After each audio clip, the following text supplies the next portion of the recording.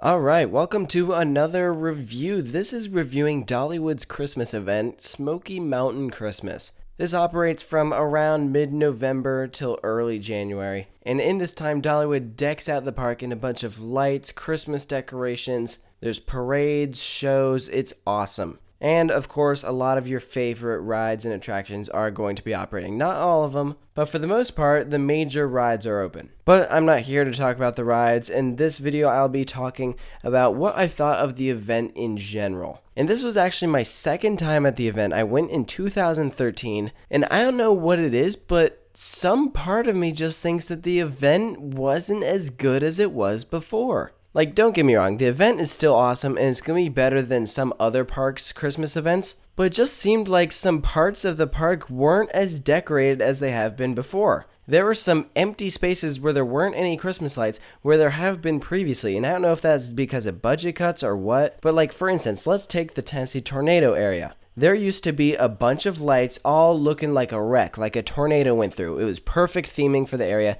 and that wasn't there this year. And then also, you look at the pathway that takes you from the front of the park up to Thunderhead on the far left side.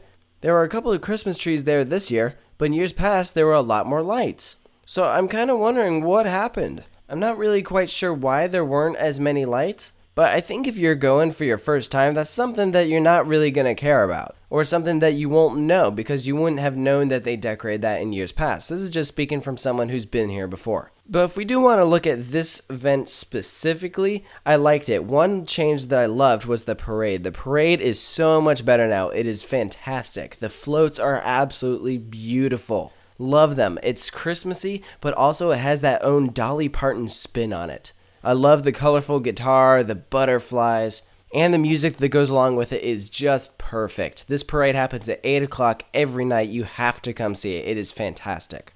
But of course, if you're coming to Dollywood, chances are you're going to be here during the day as well. And what's nice is that they have Christmas decorations that aren't necessarily focused directly on the lights. So they have your wreaths, they have your manger scene. There's like giant Christmas tree ornaments around. There's garlands, and actually, if I'm not wrong, some of the lights will be on even during the day. So you won't be able to see them as well, but they're still on. So during the day, what's nice is that you can enjoy the park, kind of feel things out, and you're able to ride some rides if they're operating. The coasters will stay closed until it hits around 38 degrees.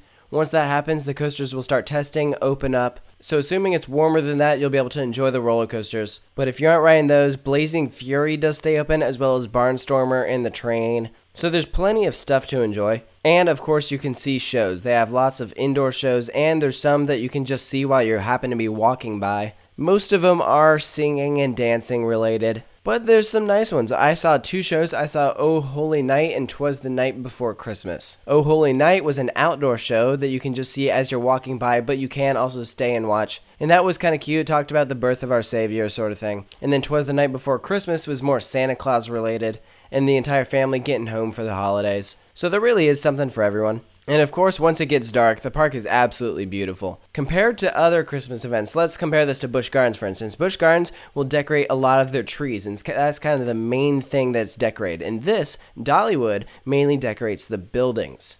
So the buildings all have all of these different lights. You do have some trees decorated, absolutely. But I love how the buildings are decorated, the light patterns that go with it. And you do have lots of moments just as you're walking along a pathway that you get to see lots of great lights. The grist mill's all decked out so that wheel is covered in lights. And because you have the water right there, you see the reflection of the lights in the water. So there's really some iconic moments of Smoky Mountain Christmas. Some great things you just have to see. I'd highly recommend once it hits dark, going around the park, seeing all that there is to offer.